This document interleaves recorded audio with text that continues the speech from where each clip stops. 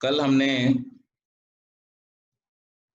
वैशेषिक दर्शन के चतुर्थ अध्याय के प्रथम आह्निक का समापन किया था और इसमें द्रव्यों के नित्यत्व के विषय में चर्चा की गई थी। अब आज हम द्वितीय आह्निक का आरंभ करेंगे। मूल कारण परमाणु विषयक परीक्षा के बाद स्पर्श गुण के आश्रय पृथ्वी आदि चार कार्य द्रव्यों की परीक्षा आरंभ करने की भावना से सूत्रकार लिखते हैं, तत्पुनः पृथिव्यादि कार्य द्रव्यम त्रिविधम शरीरेन्द्रिय विषय संज्ञकम। तत् वह पुनः फिर पृथ्वी आदि कार्य द्रव्यम कार्य द्रव्य त्रिविधम तीन प्रकार का है। शरीर इंद्रिय विषय संज्ञकम, शरीर इंद्रिय और विषय नाम वाला।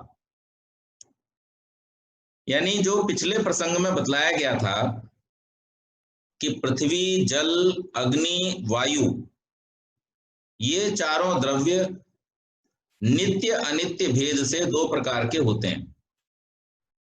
परमाणु रूप में जब हैं तब नित्य हैं और कार्य रूप में जब हैं तब अनित्य हैं। तो नित्य पृथ्वी आदि परमाणुओं का विवेचन हमने पिछले अध्याय में पढ़ लिया। अब यहां पर जो कार्य रूप द्रव्य है उसका वर्णन किया जाएगा और उस कार्य रूप में ये तीन भाग में बांटा गया है। स्थूल रूप में इसको तीन भागों में बांटा गया है। पहला क्या है? शरीर। शरीर जब हम कहते हैं तो इसके अंदर जितने भी शरीर हैं संसार में, जितने भी प्राणी हैं, उन सबके शरीर इसके अंदर समाहित हो जाते हैं। मनुष्य का, कीट पतंगों का, पशुओं का, पक्षियों का, ये सबका शरीर इसमें सम्मिलित हो गया। और जहां जहां जीवन है तो इसका मतलब वृक्ष वनस्पतियों का भी इसमें शरीर सम्मिलित हो गया। तो जीवधारियों के शरीर का इसमें समावेश हो जाता है। जहां जीवन है अथवा जीवन रहा है उन सबको क्या कहा जाता है? शरीर कहा जाता है। या तो जिसमें वर्तमान समय में जीवन है या पहले जिसमें जीवन रहा है उसको क्या कहते हैं? शरीर। मैंने पिछले अध्याय में भी आपको बतलाया था कि बिल्कुल मेरी जैसी आकृति का आप एक और नागेश बना लीजिए, लेकिन उसकी संज्ञा क्या होगी? पुतला। क्यों? क्योंकि उसमें न कभी जीवन था, न है और न होगा।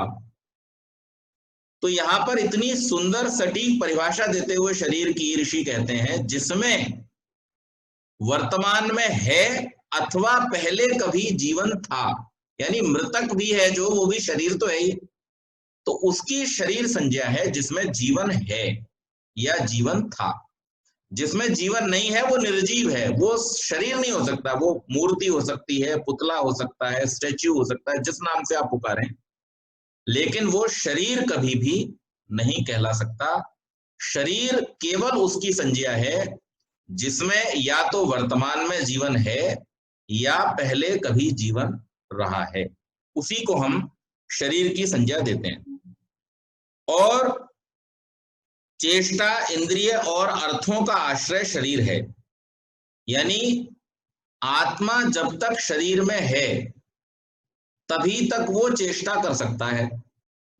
शरीर से बाहर निकल करके आत्मा किसी प्रकार की चेष्टा नहीं कर सकता। तो चेष्टा, इंद्रिय और अर्थ यानी विषय, इनका जो आश्रय है वो कौन है? शरीर है।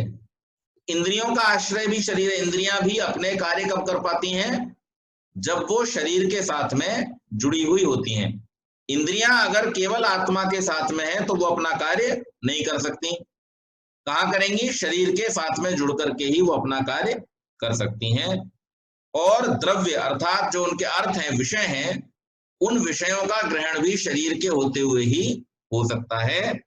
तो इसलिए उनका आश्रय क्या है? शरीर है। लाभ हानि अथवा सुख दुख की भावना से प्रवृत्ति निवृत्ति का होना चेष्टा है। अब चेष्टा क्या है? लाभ हानि या सुख दुख की भावना से चेष्टा का होना, यानी किसी भी प्राणी के सामने अगर कोई लाभकारक स्थिति आएगी तो वो उसे तुरंत पकड़ना चाहेगा, लेना चाहेगा, प्राप्त करना चाहेगा।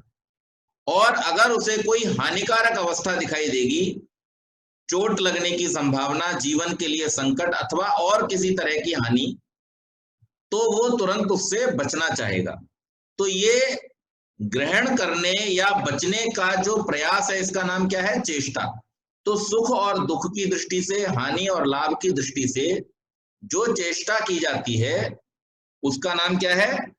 उसका का होना जो है, जो क्रिया की जाती है उसका नाम क्या है? चेष्टा है। बड़े से बड़े शरीर से लेकर छोटे से छोटे में ये प्रवृत्ति और निवृत्ति देखी जाती है। जिन चीजों से लाभ की संभावना है उनकी तरफ प्रवृत्ति होती है, और जिन चीजों से हानि की संभावना है उनसे हम दूर जाना चाहते हैं। जिन चीजों से सुख मिलने की संभावना है उनकी तरफ हमारी प्रवृत्ति होती है, और जिन चीजों से दुख मिलने की संभावना है उनसे हम दूर जाना चाहते हैं। तो ये प्रवृत्ति और निवृत्ति जो है वो सब में पाई जाती है, छोटे से छोटे जीव में, बड़े से बड़े जीव में। अर्थ यह है, अर्थ क्या है? अर्थ है गंध रस रूप स्पर्श शब्द। ये क्या है? अर्थ। तो इंद्रियों के बारे में चेष्टा, इंद्रिय और अर्थ, ये जो तीन चीजें बतलाई गई थी, इन तीनों का आश्रय कौन है? शरीर है। तो इसमें चेष्टा, प्रवृत्ति और निवृत्ति का होना। अर्थ क्या है? गंध रस रूप स्पर्श और शब्द, ये अर्थ हैं। और इनको जो ग्रहण करने वाली हैं वो इंद्रियां हैं। तो रूप का ग्रहण चक्षु के द्वारा होता है, गंध का ग्रहण घ्राणेन्द्रिय के द्वारा, सूंघने की शक्ति के द्वारा होता है, शब्द का ग्रहण कान के द्वारा, कर्णेंद्रिय श्रवणेन्द्रिय के द्वारा होता है, जीभ का रसना का कार्य क्या है? रस को ग्रहण करना है, और त्वचा का कार्य स्पर्श को ग्रहण करना है, इसलिए उसे स्पर्शेंद्रिय कहते हैं। तो ये तीन चीजें जो हुई, ये इनको ग्रहण करने वाली हैं। तो चेष्टा, इंद्रिय और अर्थों का आश्रय शरीर रहता। अब इंद्रिय क्या है? घ्राण, रसन, चक्षु, त्वक, श्रोत्र, ये 5 इंद्रियां हैं। इसके बाद में विषय, शरीर और इंद्रिय के अतिरिक्त जो कुछ भी शेष रह जाता है संसार में, जो कुछ और दिखाई देता है, वो सब क्या है? वो सब विषय। वो सब के सब क्या है? विषय हैं, जिनको शरीर के द्वारा, इंद्रियों के द्वारा ग्रहण किया जाता है। तो हमारी इंद्रियां हो गई ज्ञानेंद्रियां 5, जो सूंघने का, देखने का, चखने का, स्पर्श का और सुनने का, ये 5 कार्य करती हैं। और शरीर जो है वो इनका आश्रय है। जब ये शरीर में होती हैं तब ये सारे कार्य करती हैं। इसके अतिरिक्त जो कुछ भी संसार में बचा वो सब क्या है? वो विषय हैं, उनको इन दोनों के द्वारा ग्रहण किया जाता है। तो यहाँ पर ये 3 विभाग जो बतलाए, कार्य रूप जो द्रव्य है पृथ्वी आदि, उनके 3 विभाग हैं, शरीर, इंद्रिय और विषय। तो यद्यपि विषय पहले 2 भागों को भी अपने अंदर समेट लेता है, पर तत्व विवेचन की सुविधा के लिए ऐसा किया जाता है। यानी विषयों में हालांकि देखा जाए अगर, तो हमारा शरीर भी कैसे बना है? पंचतत्वों से बना है। इंद्रियां भी कैसे बनी है? उन्हीं से बनी है। तो उस दृष्टि से अगर हम देखेंगे तो एक तरह से तो ये भी प्राकृतिक ही है। शरीर भी प्राकृतिक है, प्रकृति से बना हुआ है, इंद्रियां भी प्राकृतिक है, प्रकृति से बनी हुई। लेकिन सुविधा की दृष्टि से, विवेचन करने की दृष्टि से इनको 3 भागों में बांट दिया गया है, शरीर, इंद्रिय और विषय।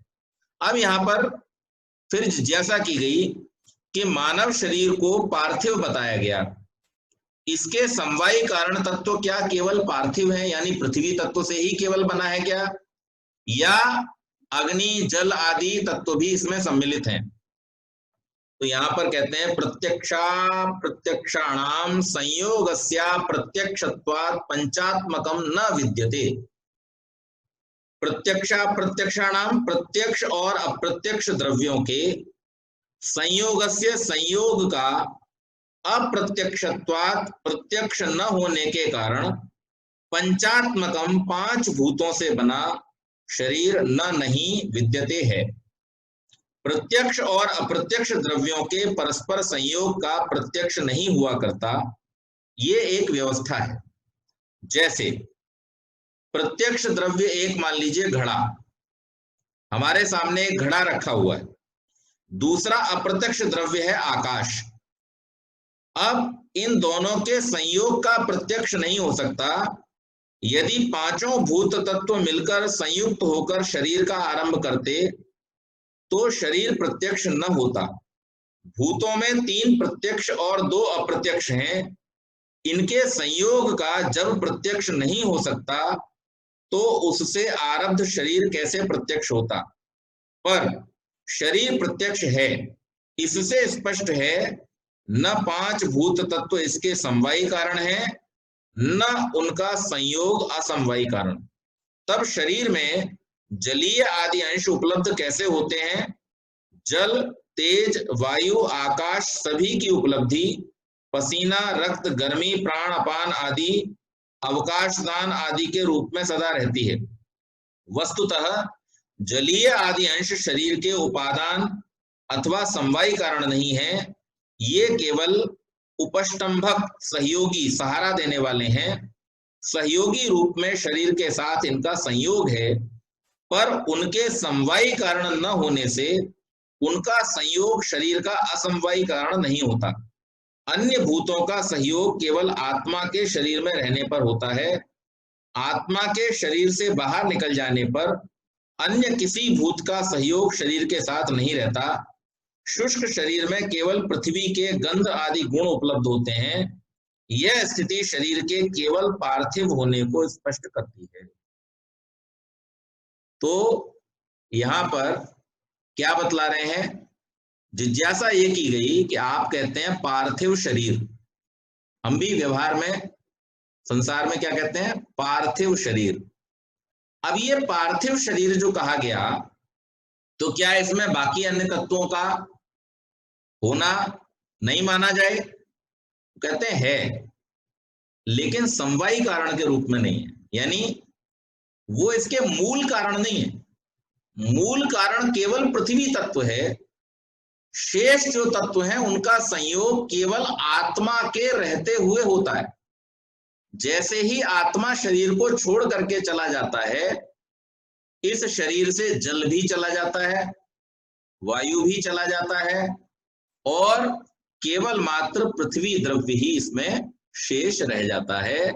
उसी के गंध आदि गुण, जिन्हें हम दुर्गंध के रूप में शरीर जब रह जाता है तो महसूस करते हैं, वही केवल इसमें शेष रहते हैं। बाकी इसमें जीवात्मा के रहते हुए ही संयुक्त होते हैं, तो इसलिए इनको समवायी कारण नहीं माना। जैसे अब इसमें उदाहरण क्या दिया था, घड़े का। जब किसी घड़े का निर्माण होता है तो किससे होता है, मिट्टी से। लेकिन उस मिट्टी को बांधने के लिए, क्योंकि मिट्टी के कण जो हैं वो अपने आप बंध नहीं सकते, तो इसलिए उन मिट्टी के कणों को बांधने के लिए उसमें क्या करना पड़ता है, पानी मिलाना पड़ता है।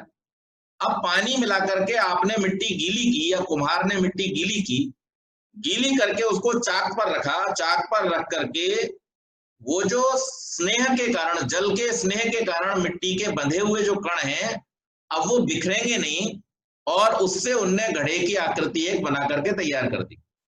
अब जब घड़े की आकृति बना करके तैयार कर दी, तो अब वो घड़ा कच्चा है, और कच्चा होने के कारण अगर उसमें जल भरा जाएगा तो वो फिर से मिट्टी बिखर जाएगी। तो उसको पक्का करने के लिए क्या किया गया, उसमें अग्नि का संयोग भी कराया गया, पकाया गया उसको, तो वहां अग्नि का भी संयोग हुआ। और आकाश उसमें इस रूप में विद्यमान है क्योंकि उसका जो पर्पस है घड़े का, वो क्या है, जल भरना है, और जल भरने के लिए उसके अंदर अवकाश का होना आवश्यक है, इसलिए आकाश वहां पर मौजूद है घड़े के अंदर। तो इस रूप में अगर हम देखेंगे तो इसमें पृथ्वी तत्व भी आ गया, जल तत्व भी आ गया। वायु के बिना वो सूखेगा नहीं, और अग्नि के बिना वो पकेगा नहीं, तो वायु, अग्नि, आकाश सब आ गए। इस दृष्टि से पांचों तत्व हैं। लेकिन अगर पूछा जाए कि घड़े का समवायी कारण क्या है, किससे बना, काय का घड़ा है, तो हम सीधे छूटते ही क्या बोलते हैं, मिट्टी का घड़ा है। क्यों कहते हैं मिट्टी का घड़ा, क्योंकि उसका जो मूल तत्व है वो मिट्टी है। इसी प्रकार से शरीर भी। अच्छा, आज तक किसी ने कहते देखा है किसी को? सब लोग दूसरे को समझाते तो क्या कहते हैं, अरे मिट्टी का शरीर है। किसी को ये कहते देखा है, अरे पानी का शरीर है? जबकि हम अगर मेडिकली देखें तो 70% पानी है, लेकिन फिर भी क्या बोलते हैं, मिट्टी का शरीर है। कोई ये नहीं कहता पानी का शरीर है, कोई नहीं कहता हवा का शरीर है, कोई नहीं कहता अग्नि का शरीर है, कोई नहीं कहता आकाश का शरीर है। सब लोग क्या कहते हैं? तो व्यवहार में भी, लोक व्यवहार में भी हम देखते हैं, यहाँ सैद्धांतिक रूप से भी इस बात को समझते हैं, ऋषि भी यही कह रहे हैं कि वास्तव में जो इसका मूल तत्व है, जिसे हम इस शरीर का समवायी कारण कह सकते हैं, वो तत्व तो पृथ्वी तत्व ही है, और इसीलिए इस शरीर को पार्थिव शरीर कहा जाता है। फिर आगे कहा, प्रत्यक्ष और अप्रत्यक्ष द्रव्यों का संयोग यदि प्रत्यक्ष नहीं होता तो जो भूत प्रत्यक्ष हैं उन्हीं को शरीर का उपादान क्यों न माना जाए, ऐसी शंका की। तो उसका समाधान करते हुए आचार्य कहते हैं, गुणांतरा प्रादुर्भावाच न त्रयात्मकम, अन्य गुण का प्रादुर्भाव न होने से च और अथवा नहीं है त्रयात्मकम, तीन भूतों से बना शरीर त्रय भौतिक। अब उन्होंने कहा कि चलो ठीक है, आकाश और वायु का तो प्रत्यक्ष नहीं होता, लेकिन जल, अग्नि, पृथ्वी, इन तीन का तो प्रत्यक्ष होता है, इन्हीं को क्यों ना मान लिया जाए।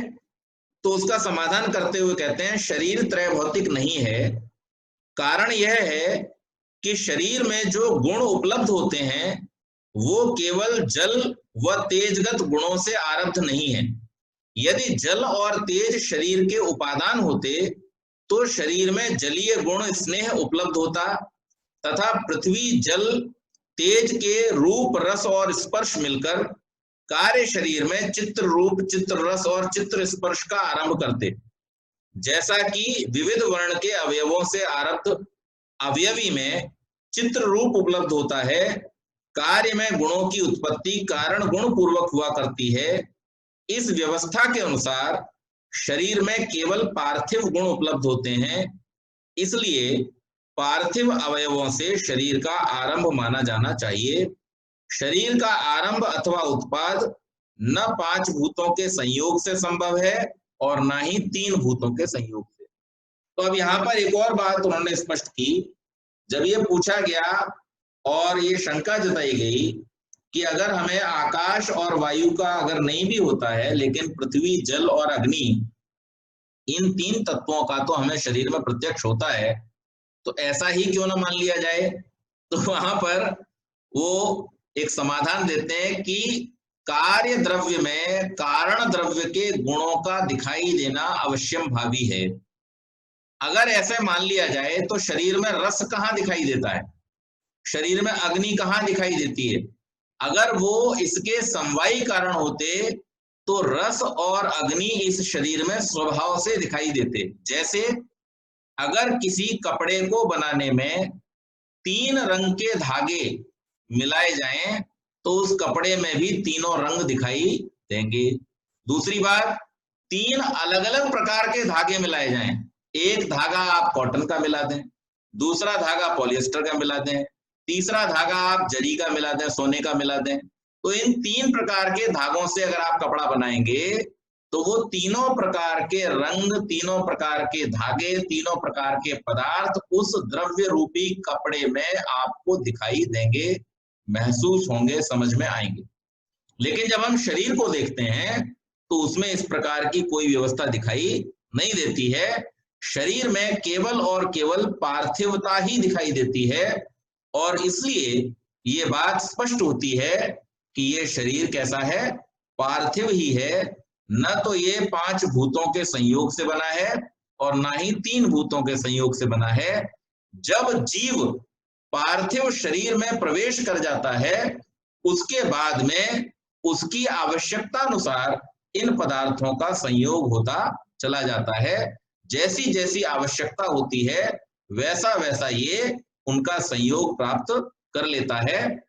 लेकिन वास्तव में इनका ये नहीं। इसमें एक और हेतु हम ले सकते हैं कि अगर ऐसा होता तो सबके शरीरों की प्रकृति एक जैसी होती। लेकिन हम ये देखते हैं कि संसार में हर प्राणी के शरीर की प्रकृति जो है वो अलग अलग है। तो अलग अलग होने के कारण से भी ये बात स्पष्ट होती है कि शरीर पंच महाभूतों से नहीं बल्कि पृथ्वी तत्व से ही प्रारंभ होता है और फिर जैसी जैसी आवश्यकता होती है वैसा वैसा इसको द्रव्य ग्रहण करता चला जाता है। आप एक और उदाहरण मैं इसमें आपको देता हूं और सरल करने के लिए। जैसे बीज को हम देखते हैं, बीज भी तो एक शरीर का सूक्ष्म भाग है, और जब बीज को हम पृथ्वी में डाल देते हैं तब उस पृथ्वी में पड़े हुए बीज के अंदर जीवात्मा प्रवेश करता है, और जब जीवात्मा प्रवेश करता है तब वो अंकुरित होना शुरू होता है, और जब अंकुरित होता है उसके बाद में वो बहुत सारे पदार्थ जो उसके वृद्धि के लिए चाहिए, जीवन को चलाने के लिए चाहिए, उनको वो ग्रहण करता चला जाता है। लेकिन वास्तव में अगर हम बीज का एनालिसिस करें तो वो केवल पार्थिव पदार्थ ही है, उसके अंदर ना जल है, ना वायु है, ना अग्नि है। तो इससे भी यहाँ पर भी स्पष्ट होता है कि जो शरीर है वो पार्थिव ही है, उसके अंदर अन्य द्रव्यों का जीवात्मा के ग्रहण होने के बाद में या जीवात्मा के धारण होने के बाद में ही ग्रहण होता है, और जब तक जीवात्मा रहता है तभी तक ग्रहण होता है। उसके बाद में फिर से ये सारे तत्व उस शरीर को छोड़ देते हैं, केवल और केवल मात्र पृथ्वी ही शेष बचता है। इसीलिए कहते हैं मिट्टी शेष रह गई है भाई, इसको जल्दी से उठा के संस्कार करो। क्या जीवात्मा चला गया, प्राण भी चला गया, जल भी सूख जाएगा थोड़ी देर में, आकाश भी, अपने आकाश तो आकाश में ही है, तो पृथ्वी बची, मिट्टी बची है, इसको उठा के जल्दी से ठिकाने लगाओ। ये लोक में भी जो प्रचलित व्यवहार है उससे भी ये स्पष्ट होता है कि ये शरीर पार्थिव है, पृथ्वी तत्व से बना हुआ है। तो यहाँ पर ये स्पष्ट किया विजातीय द्रव्यों के संयोग को, चाहे वो 5 का हो, 4 का हो, 3 का हो, या द्रव्यांतर का आरंभक माना जाता है, तो पूर्वोक्त के अनुसार या तो आरंभ द्रव्यांतर में चित्रगुण उपलब्ध होंगे या फिर कोई गुण उत्पन्न नहीं होगा। तो अगर हम एक से अधिक द्रव्यों से इसको बना हुआ मानेंगे, आरंभित मानेंगे, तो वहां पर फिर क्या होगा कि चित्रात्मक, इसमें अनेकानेक गुण होंगे, अनेक अनेक प्रकार के गुण होंगे, इस प्रकार से होगा, या फिर कोई गुण इसमें उपलब्धि नहीं होगा। इस व्यवस्था के अनुसार विजातीय द्रव्य के सहयोग मात्र को प्रतिषिद्ध न समझ लिया जाए। उसको और ज्यादा स्पष्ट करते हुए आचार्य कहते हैं अणु संयोगस्त्व प्रतिषिद्ध, विजातीय अणुओं का परस्पर सहयोगी संयोग तो प्रतिषिद्ध नहीं है। विजातीय अणुओं का परस्पर अनारंभक संयोग वैशेषिक शास्त्र में प्रतिषिद्ध नहीं है। विजातीय द्रव्यों के परस्पर सहयोगी संयोग को आचार्य अभिमत बताते हैं। गौतमीय न्याय शास्त्र में शरीर को पार्थिव इसी कारण माना गया है कि उसमें पृथ्वी के विशेष गुण उपलब्ध होते हैं। फलतः शरीर में क्लेद, पाक आदि के रहने पर किसी प्रकार का असांगत्य नहीं है। शिष्य जिज्ञासा करता है कि क्या पार्थिव शरीर के और कोई विभाग संभव हैं अथवा समस्त शरीर एक ही श्रेणी के रहते हैं। अब यहाँ पर इन्होंने ये कह दिया कि आणविक जो संयोग है वो प्रतिषिद्ध नहीं है, लेकिन हाँ मूल तत्वों के रूप में आपको पार्थिव तत्व को ही स्वीकार करना होगा। तो फिर जो अगली जिज्ञासा की गई कि पार्थिव शरीर के और कोई विभाग संभव है, तो फिर आगे बतलाते हैं तत्र शरीरम द्विविधम योनिजम अनियोजिनम अयोनिजम च, तत्र शरीरम द्विविधम योनिजम अयोनिजम च, वहां 2 प्रकार के शरीर हैं, योनिज और अयोनिज। पार्थिव आप्य तेजस आदि शरीरों के बीच वह पार्थिव शरीर 2 प्रकार का होता है, एक है योनिज शरीर और दूसरा है अयोनिज शरीर। अब क्या है, गर्भाशय से देह के बाहर आने के मार्ग का नाम अथवा देहोत्पत्ति के स्थान विशेष का नाम योनि है। इस प्रकार से जो देह उत्पन्न होते हैं वो योनिज कहलाते हैं, यानी जितने भी शरीरधारी पिंडज जो कहलाते हैं वो सब क्या है, योनिज हैं, जिनका शरीर के साथ ही जन्म होता है। इस प्रकार जो देह उत्पन्न होते हैं वो 2 प्रकार के हैं, फिर से जरायुज और अंडज। तो जैसे पक्षी हैं वो सब अंडा देते हैं, तो उनका जन्म कैसे होता है, पहले अंडा बाहर आता है शरीर से और फिर अंडे से बच्चा बाहर आता है। और जो मनुष्य आदि, गौ आदि जो प्राणी हैं इनमें सीधे बच्चा ही बाहर आता है। तो ये दो प्रकार के जरायुज और अंडज, जिन्हें हम क्या कहते हैं, प्राणी कहते हैं। ये दो प्रकार के जरायु चमड़े जैसी पतली उस झिल्ली का नाम है जिसमें गर्भ के भीतर देह लिपटा रहता है। जरायुज में मानव तथा पशुओं के देह आते हैं। अंडज में पक्षी और भूमि पर रेंगने वाले, यानी सांप हुआ, छिपकली हुई, ये सब क्या है, इन सब के अंडे होते हैं। अंडे से ये बच्चे निकलते हैं। योनिज विभाग मैथुनी सृष्टि की दृष्टि से है, जिसमें नर नारी के संयोग द्वारा रजवीर के सन्निपात से देह का आरंभ होता है। सर्ग के आदि काल में जब प्राणी का सर्वप्रथम देह प्रकाश में आता है, वह अमैथुनी सृष्टि है, जिसमें नर नारी का परस्पर संपर्क नहीं रहता। यह देह रचना अथवा देह सृष्टि अयोनिज है। तो एक प्रकार के तो ये हो गए जिसमें जरायुज और अंडज, और इसमें भी दो और आते हैं विभाग, वो बाद में बताएंगे। लेकिन मुख्य रूप से हम जो देखते हैं वो दो प्रकार के, या तो बच्चे अंडे से जन्म लेते हैं या फिर वो सीधे बच्चे के रूप में जन्म लेते हैं। लेकिन जब आदि सृष्टि होती है तब उसमें अमैथुनी सृष्टि होने के कारण से वो अयोनिज हैं और वो किसी शरीर से जन्म नहीं लेते। यह देह रचना अथवा देह सृष्टि अयोनिज कहलाती है, क्योंकि गर्भाशय से बाहर निकलने के योनि नामक मार्ग का इसमें उपयोग नहीं होता। सर्गादि काल में देव ऋषियों, मानवों तथा अन्य समस्त प्राणियों के देह इसी श्रेणी के रहते हैं। यह ऐश्वरी सृष्टि कही जाती है। उसकी प्राकृत व्यवस्थाओं के अनुसार रजवीर्य के मूल तत्वों के किसी विशिष्ट खोल आदि में इकट्ठा हो जाने पर देह रचना आरंभ होती और पुष्ट होती है। अनंतर योग्य अवसर आने पर खोल फट जाते हैं और प्रथम देह प्रकाश में आ जाते हैं। तो जो आदि सृष्टि में जन्म होता है मनुष्यों का और अन्य प्राणियों का, वो किस प्रकार से होता है कि गर्भ जैसी ही स्थिति के कुछ खोल ईश्वरीय व्यवस्था से उत्पन्न होते हैं। उन खोलों में उनके भ्रूण तैयार होते हैं और जब वो इस योग्य हो जाते हैं कि अब उनको शरीर से बाहर आया जा सकता है, बालक स्थिति में नहीं, क्योंकि बहुत छोटे बालक की स्थिति में अगर वो बाहर आएंगे तो फिर क्या होगा, वो कुछ भी कार्य करने में समर्थ नहीं होंगे और अपने जीवन का संरक्षण नहीं कर सकेंगे। इसलिए लिखा कि योग्य समय आने पर उनके खोल फट जाते हैं और फिर वो शरीर सहित बाहर आ जाते हैं। यद्यपि सर्ग का चालू काल ईश्वरीय व्यवस्थाओं के अनुसार संचालित होता है, पर सर्गादि काल और चालू काल की व्यवस्था अपने अपने रूप में रहती है। उनमें किसी परिवर्तन या सुझाव की कल्पना करना व्यर्थ है।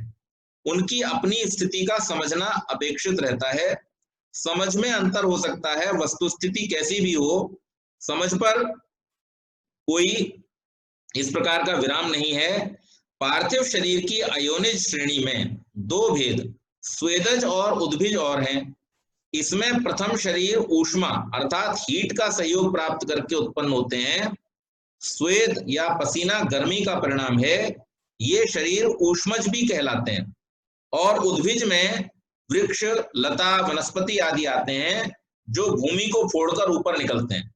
तो अब इसमें अब हम लोग जो पहले भी मैं बतला चुका हूं, जो 84 योनियों की बात चलती है, 84 लाख जिसको कहते हैं, ये वास्तव में 84 लाख जो है वो 84 लैक्स नहीं है। इसका मतलब क्या है, इसका मतलब है चौ माने चार, राशि माने प्रकार, और ऐसे चार प्रकार के लाखों करोड़ों शरीर इस संसार में पाए जाते हैं। तो लाख की संख्या यहाँ पर असंख्यता का वर्णन करती है। तो 84 लाख का मतलब है चार प्रकार के लाखों प्राणी इस संसार में हैं। कौन कौन से प्रकार हैं वो? पहला है अंडज, पिंडज, स्वेदज और उद्भिज। अंडज कौन से हैं? जो अंडों के रूप में शरीर से, मां के शरीर से बाहर आते हैं और फिर अंडे से बाहर आकर के बच्चे के रूप में आते हैं। पिंडज वो हैं जो पिंड के रूप में यानी सशरीर बाहर आते हैं और उसी रूप में वृद्धि करते हैं। तीसरे हैं स्वेदज, जैसे जुएं हैं या पशुओं के शरीर पर जो बहुत सारे कीड़े हो जाते हैं, ये स्वेदज हैं, ये पसीने से, हीट से जन्म लेते हैं। और चौथे हैं उद्भिज, जो जमीन में से निकलते हैं। तो जमीन को फोड़ करके निकलने वालों में मुख्य रूप से वृक्ष, वनस्पतियां हैं। इसके अतिरिक्त कुछ प्राणी भी होते हैं जो जमीन में से ही उत्पन्न होते हैं, जैसे वर्षा ऋतु में आपने गिजाई, केंचुए आदि देखे होंगे, तो ये जमीन से ही उत्पन्न होते हैं। तो इस प्रकार से ये 4 प्रकार के प्राणी बतलाए गए हैं, उस प्रकार के शरीर इसमें होते हैं। उद्भिज में वृक्ष, लता, वनस्पति आदि आते हैं जो भूमि को फोड़कर ऊपर निकलते हैं। इन देहों के लिए नर नारी का संयोग तथा गर्भाशय और वहां से बाहर निकलने के लिए योनि नामक मार्ग का उपयोग न होने से इनको अयोनिज श्रेणी में गिना गया है। ये देह सर्ग के चालू काल में भी इसी प्रकार बनते रहते हैं। वर्षा आदि ऋतुओं के अनुसार इनके उत्पादन का बाहुल्य और औन्य देखने में आता है। तो वृक्षों को और जो उद्भिज के साथ में जो स्वेदज हैं उनको भी अयोनिज श्रेणी में रखा गया है। यदि बीज को गर्भाशय समझा जाए तो बीज को फाड़कर ही प्रत्येक अंकुर बाहर निकलता है। बाहर निकलने के भाग को योनि समझकर उद्भिज को योनिज श्रेणी में गिना जा सकता है। ये आप अपने अपने हिसाब से तर्क दे सकते हैं, लेकिन वास्तव में शास्त्र की दृष्टि से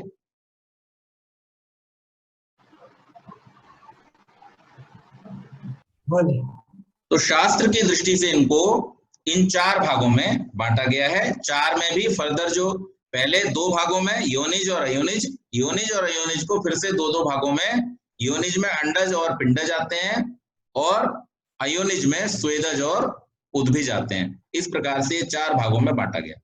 वृक्षों के सजीव होते हुए भी प्रायः उनमें शरीर व्यवहार नहीं होता। वृक्षों में जीवन है, इस तथ्य को प्राचीन आचार्यों ने स्वीकार किया है और आधुनिक वैज्ञानिक परीक्षणों के आधार पर इसकी सच्चाई को माना गया है। वृक्षों में भग्न क्षत संरोहण और साजात्य प्रजनन को देखकर उनमें जीवन का होना प्रामाणिक होता है, परंतु वृक्षों में चेष्टाश्रयता और इंद्रियाश्रयता के स्पष्ट न होने के कारण उनमें शरीर व्यवहार प्रसिद्ध नहीं है। पार्थिव शरीर के ये भेद या प्रकार शास्त्रकारों ने वर्णन किए हैं। तो इस प्रकार से यहाँ पे वृक्षों के विषय में भी थोड़ा संक्षिप्त में बतलाया गया कि वृक्ष जो है यूं तो उसमें जैसे हमारे शरीर में बोलना, सुनना, खाना, पीना इत्यादि प्रकार की जैसी क्रियाएं हम देखते हैं, चलना फिरना, वैसी हालांकि वृक्षों में दिखाई नहीं देती हैं, लेकिन उनमें क्या है, बाकी जीवन की जो क्रियाएं हैं, श्वास का लेना, श्वास का छोड़ना, आहार को ग्रहण करना और संतान उत्पत्ति आदि, ये सब उनमें दिखाई देने के कारण से वहां पर यह पता चलता है कि उनमें भी जीवन है। अब इससे आगे के प्रकरण को हम कल लेंगे।